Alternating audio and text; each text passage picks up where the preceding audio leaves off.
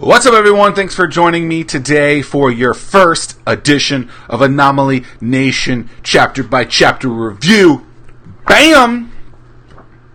I'll be your host for at least one episode. This episode, the first, of course.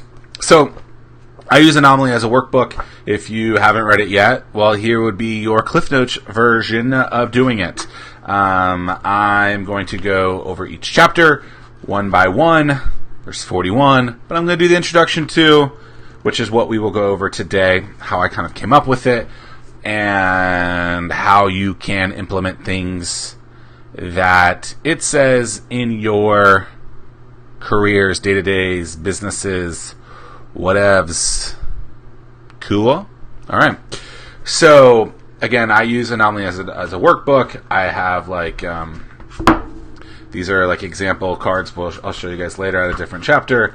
But I'll take notes. I realized that early on that people were like, "Hey, I use this as a workbook," and I was like, "Cool." So I take notes in it, and then certain chapters where I'll hear something, I'll write notes. I didn't do that forever. I've done that over the last month or so, maybe 2 months, and it just helps a lot because then I can go back and use that.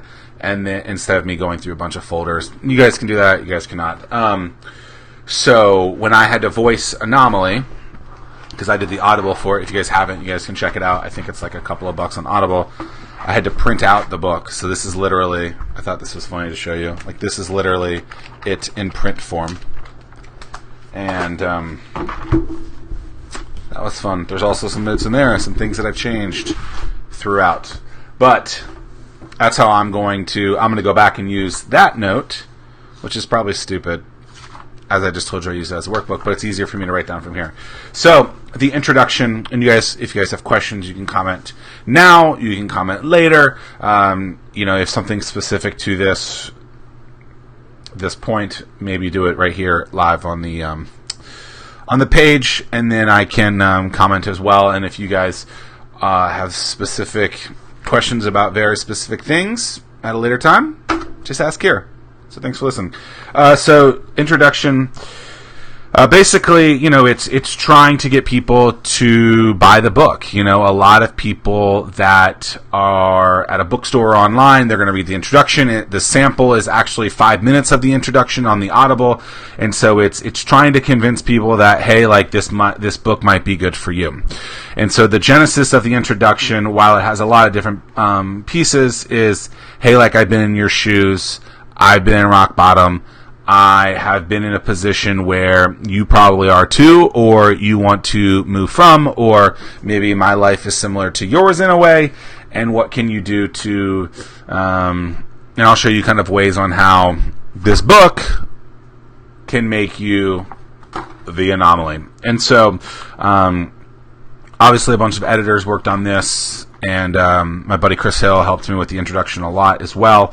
We kind of told the story of, hey, I went to college and I spent a crap ton of money, and from college I then went into TV to realize that, hey, this isn't really what I want. Here's a couple of reasons. And then from that I kind of turned into my business career, and from that business career I've done some big things, and this is where I talk about specific endeavors that I've done that have notoriety, that have credibility, that are bigger to me. That's why I talk about ABC here, the White House, Shark Tank, FUBU, publishing a book. Those are all things that most people haven't done. That's why I use it there.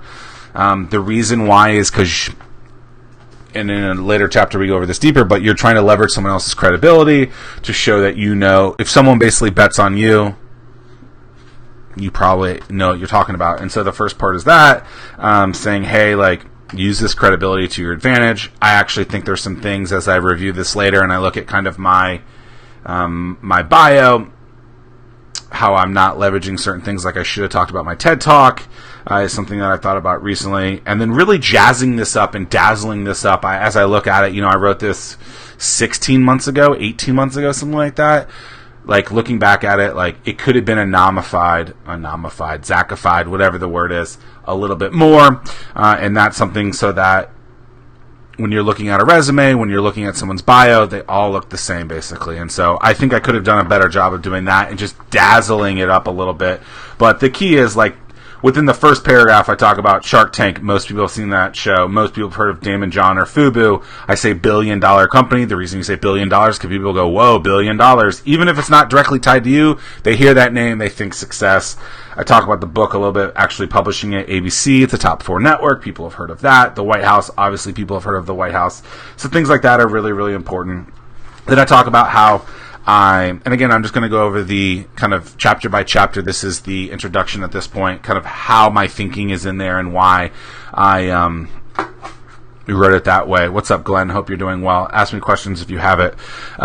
Basically saying that, 10 years ago, I worked in college, or did the college thing, then spent 3 years, which I write 1,095 days because it was 3 exact years. It was miserable.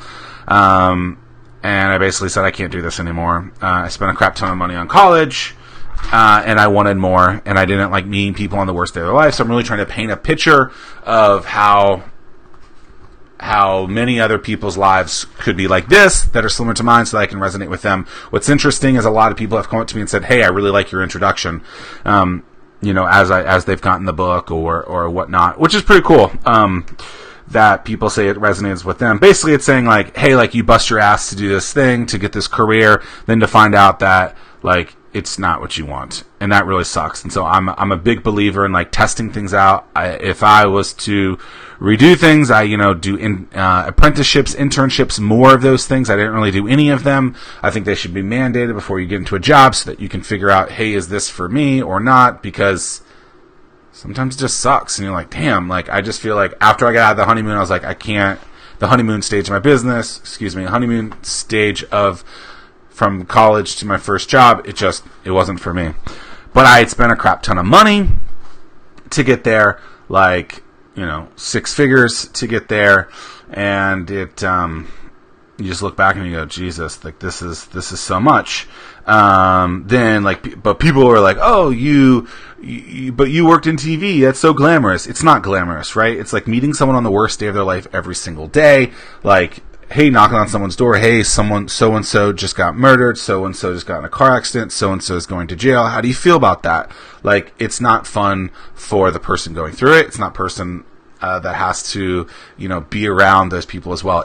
People crying all the time, that's not a miserable thing. I thought I could do more.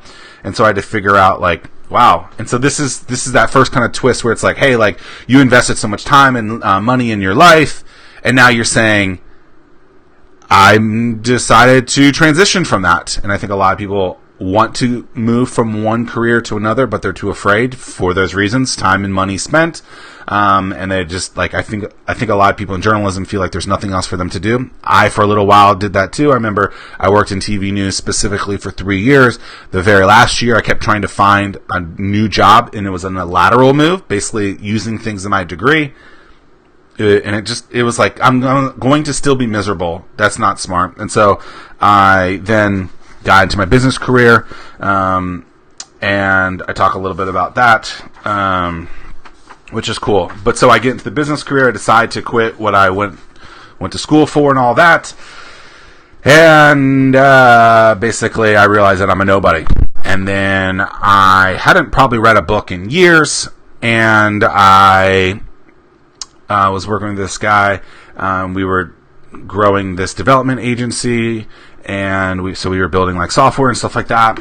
And I was like, I'm trying to grow the business. I'm basically the face of the business, and I'm trying to get people to see us when no one wants to see us, or no one knows about us. We're in a military town. And so I was like, I wanted to learn things. And so I started, like, reading books, like, how could you do these things? Reading books, reading articles on paper, YouTube University, all these different ways to try and learn how to grow a business when basically I was new to the game. And so I read this book. This is the second part that I use. I read this book by C.J. Hayden, and I actually haven't even read the whole thing. I've read like 45 pages of it because she basically told me what I needed to hear, and whammy, I did it. And so basically she said, hey, if you want people to know who you are, invite them to some sort of educational event at your office, and because of that, they'll think you're bigger than you are. And I was like, oh, that's interesting. And so we had this big office, and so I started inviting people. And so that's where Startup Night started. So for many of you guys that have been to a Startup Night at my office before I sold it, that's what happened. Like, I invited people to my office, bought a case of beer, and we talked about shop. That's it. Like, and from that, it turned into kind of everything. And so meetups really, really were a big thing. And the first thing we talked about in this specific part is going through an inventory of your life. I think you guys should do this all the time. I constantly consulting with people. They're like, I don't have time. I'm like, you have plenty of time. Just like look at your life and figure out where you're wasting time. You probably have dozens of hours a week that you're wasting. Stop watching as much Netflix, wake up a little bit earlier, take a shorter lunch break, stop, complaining about so much stuff. Like, let me look at, if you think you're so busy and you don't have time, let me look at your life. And when I find you, hours a week, I want you to just be like, okay, Zack Miller, you were right. And so basically looking through, taking an inventory of your life, and seeing the relationships that you have. You probably have them. You've built decades of experience with people, whether or not you've talked to them recently or not. You have a relationship with them. You can rekindle that, and so you can try to see where those are. There was one family that was tied both to my TV career and my new business career, and that was the Rubin Group. My good friend Danny Rubin and I have stayed in very close contact over the years, but his family kind of allowed me to have a first meeting with them. I bombed the meeting, like, let's be honest, like, it was terrible, but it was something that, because of that, it allowed me to really have that first meeting and kind of get through some of the bumps, and now you're here. Woo! But that was really critical. And so those two things, kind of looking at the relationships that I have, how can you capitalize on that, and then bring people to you. And I think that's a huge thing. I thought this was interesting. This next part, in college, I threw parties several weekends a year. So I Super Bowl is my favorite day of the year. So we would throw Super Bowl parties, buy a couple kegs, have some pizza, probably more than that, and invite people over and charge a fee. And if the party sucked, no one would come. But the key there is you can't just like post this thing on Facebook. I don't even think you could post things like this on Facebook. And it's not like just going to Panera and putting up a bulletin board thing. It's like individually reaching out to people. When I want someone to come to my events, I have to individually reach out to them. It's, a mass email could work, but those people that you really want to be there, those kind of anchor tenants, if you will, in a shopping mall, the Nordstroms of the world, the Macy's of the world, if you want them there, a mass email isn't going to get them. You have to individually invite them. So you got to call them, text them, do a video message to them. And then your party can't suck, because as soon as your party sucks, people will leave. And so I thought that part, the whole book is kind of based on that part, right? It's like, number one, just say hey. Number two is like invite people to come to whatever that thing that you want, and don't allow that thing to suck. How you know if it sucks or not? Well, if people engage with it, if people leave pretty quickly, if people are laughing, having a good time, like, those are all little indicators on it. Then I talk about how, again, this is the introduction, trying to get people to like be like, oh, okay, like this sounds like me. This sounds like something that I have lived through my life. So, hey, this person is similar to me because he's gone through these things, and by the way, he's been able to do this like self-made success. Maybe this book is going to help me. So then I talk about how I don't have a business degree, which, a lot of people think in business you have to have a business degree, and how that was going to be okay. And then I basically wheel it all in, basically saying, hey, look, I was a nobody. Now I'm a somebody. Here's where I was like you. Here's what I've done with it. And now I wrote this book, this blueprint, this workbook, this step-by-step guide on how to become the Anomaly, which ultimately the Anomaly is about doing the little things, right? Doing the things that no one else wants to do. People want to post a video on YouTube and be like, look, I did all the work. That's not true. People want to do a live video on Facebook and be like, hey, look at me. This is great. People want to fake their images and like beautify them and be like, look, my life is perfect. No. All this stuff is hard work. It's a lot of individual attention. And if you do those things, good things can happen with it. But that's why you're going to read the book. That's the introduction. And I'll teach you exactly step by step how to do that. And that's it. And so then there's then a lead magnet, which a lead magnet is basically like, hey, if this stuff sounds great, go to anomaliemethod.com. and download this, the Anomaly Method Roadmap, which is basically a document and a spreadsheet with some ways to have your own CRM or database of stuff, and a couple of other pieces of information. The reason you do that is because when you sell a book, most of the time you have no idea who bought that book, right? So since then, I have now, and I messed this up, so I've sold thousands of books. I was giving them away, basically, and I really messed this up. So I would go do talks, give out 100 books, 50 books, 150 books, and I have no idea who bought it. And unless they went to that link that I post several times in the book, unless they go to anomalymethod.com to download the Anomaly Method Roadmap, I have no clue who they are, unless I get that contact information. So what I did was I basically, when I go do a talk somewhere, I now have this thing. It's called Sign In for Goodies, and basically I get them to give me their name, their email, and then this thing that I wrote says, hey, I just met you and this is crazy, but what's your number so I can call you maybe? That's kind of like the Carly Rae Jepsen song. That's the Zackified piece. That's something with fun. And then ZackMillerSays.com, @ZackMillerSays is where they can find me. I do that so I have their contact information. So I've only done this once because I've only done one talk since I've... That's not true. It's only one time I've remembered to bring it. But basically, then I did a talk, and there was probably, I don't know, this a full page's worth, almost a full page's worth, and I got all their information, and now I can call them and be like, hey, here's their stuff. And then actually I took their emails, and I individually added them to that list that I just told you so that they could have it. And so then I had their contact information, and if I ever want to talk to them again, I can have it. The reason you do that, again, is because if you don't, you sell a book, right? You sell one book, the person is the most amazing client ever, but you don't know who they are because you do no call to actions in the book. And so it's absolutely terrible that, there's no tracking system for it other than something like that. Or if I was at an event having that, like I did a talk a few weeks ago at VamaCon, which is Virginia Apartment Management Association. There's probably, 200-300 people in the room. I should have had a piece of it. So that's when I basically had that aha moment. I'm like, there are all these people in this room, and I have no idea who they are. And I can't contact them afterwards. And so I should have had pieces of paper for that. And so you want to know the contact information of people. And you can basically be like, look, if you don't want me to contact you, or if you don't want these free goodies, like if you don't want to be a part of my weekly email list, that's fine. Don't put your name down. If you don't want to give me your phone number, don't put your phone number down, right? But if you do want this stuff, if you like what you're seeing, if you like what you're reading, here's how you can find more. And so I think that's incredibly important because otherwise you have no tracking system for them. And so now I could reach out to everyone on that list and be like, yo, what's up? It's me, Zack Miller, the Thriller in Vanilla. I messed that up. Sorry. And then, also I wrote a disclaimer because I thought it was funny. It says, you have to test what will work. Oh, let me put on my my Zack Miller voice. Disclaimer, you have to test what will... No, I'm not going to do that. Disclaimer, you have to test what will work for you and your business.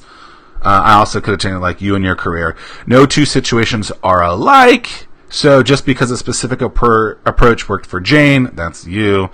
You might have to make some minor adjustments to make it work for you. Go into this book with an experimental mindset. Have fun with it. Tweak this and that and figure out what works for you. That's it. So that's the introduction. That's kind of how it came together. That was probably... The two parts of the book that were probably the hardest were probably the introduction because we knew we had to kill it. We knew it had to be great. And then also...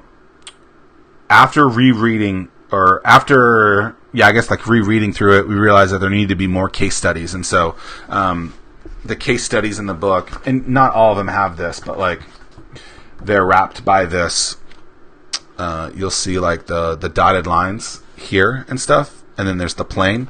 And so that idea was that was my idea. There's a lot of pushback on that, by the way.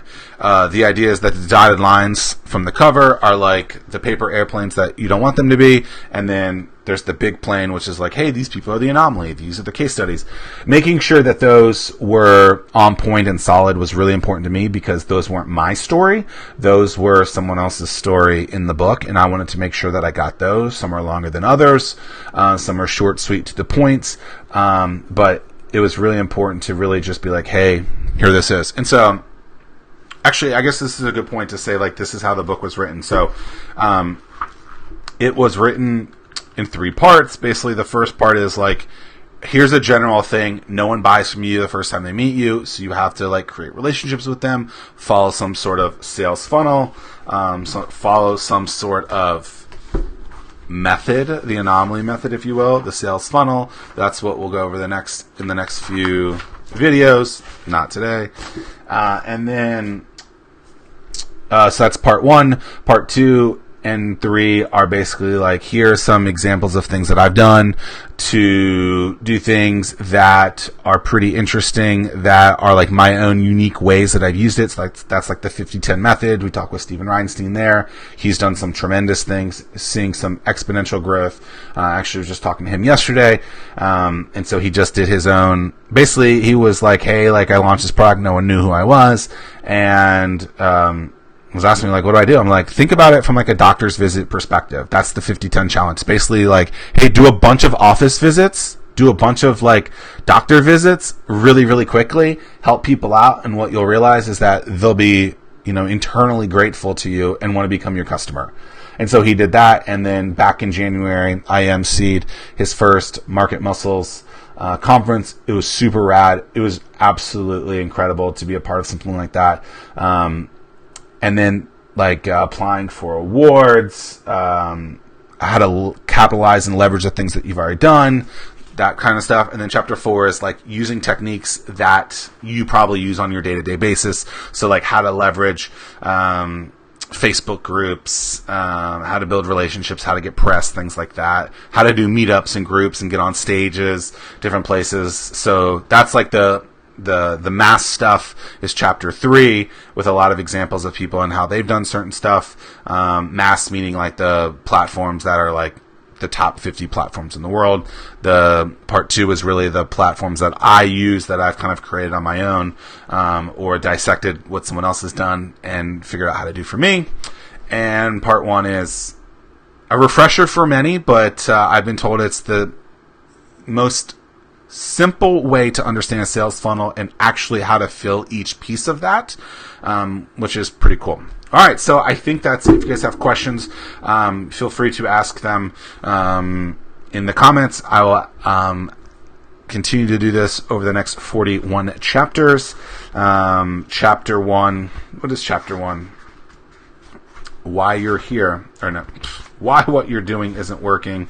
We'll go over really just like I did with the introduction, like part by part, so that you guys can really understand where I'm thinking when I wrote it, and what you can do to capitalize on it as well. And then also what's pretty cool is, as I did the audio even 4 months ago, probably February, March, April, May, 4 months ago, I was thinking of different concepts and ideas with it, so I would kind of go off the deep end and give like my feedback there. I'll do the same thing here, right? So this is kind of like your own like podcast version of each of my chapters. And so this is like my little bonus to you for grabbing a copy of the book. If there's specific things that you guys want to see, let me know. If you guys haven't subscribed to that newsletter yet and you want to get it, it comes out every Monday at 10:15 a.m. Eastern Standard Time. So it's, as I'm recording this, it's 10:17. It just came out. You just go to zackmillersays.com/newsletter. That's Zack Miller, ZACK, millersays.com/newsletter. And you can do that. And if you guys have questions, let me know. Or you can DM me, slide it to the DMs, or you can email me, Zack@startwithhatch.com. All right, that's it. That's all I got for now. Hope you guys have a great rest of your day. That was the introduction to the Anomaly chapter reviews. Until next time, I'm Zack Miller, rereading this book and giving you kind of a podcast edition. Out! Later!